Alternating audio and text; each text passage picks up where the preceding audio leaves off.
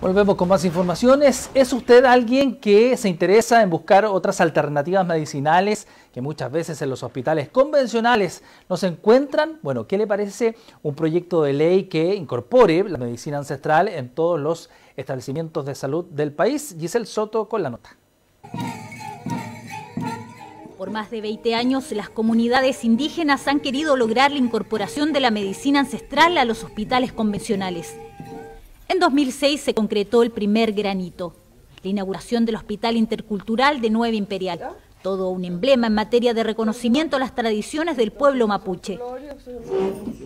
Hoy, al parecer, la idea suena más fuerte que nunca tras la decisión de la CONADI en apoyar un proyecto de ley que proteja los sistemas culturales de salud de los pueblos indígenas de Chile. Hemos venido desde el año 2000, un grupo de personas, de agentes de la medicina mapuche, dirigentes, loncos, han venido desarrollando y trabajando silenciosamente, digamos, el tema. Esta es una manera de demostrar esta sabiduría milenaria y esta enorme riqueza en validar estos conocimientos. Un reconocimiento que esperan se concrete durante este gobierno, ya que llevan años tratando de conseguirlo.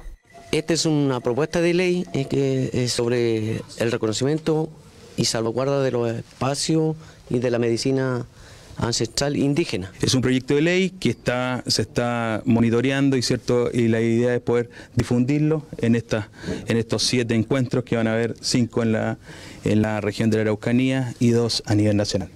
Un proyecto que, según la máxima autoridad de la Corporación Nacional de Desarrollo Indígena CONADI, está dentro de las prioridades número 1 del desarrollo Plan Impulsa Araucanía. Esa parte, pero sí está muy relacionado. Hay que recordar que el Plan Impulsa está a punto de ser mostrado al presidente de la República y obviamente este plan incluye lo que significa la medicina ancestral.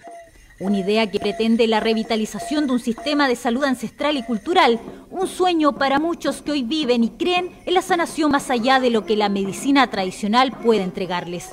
Un reconocimiento que ven hoy más posible que nunca.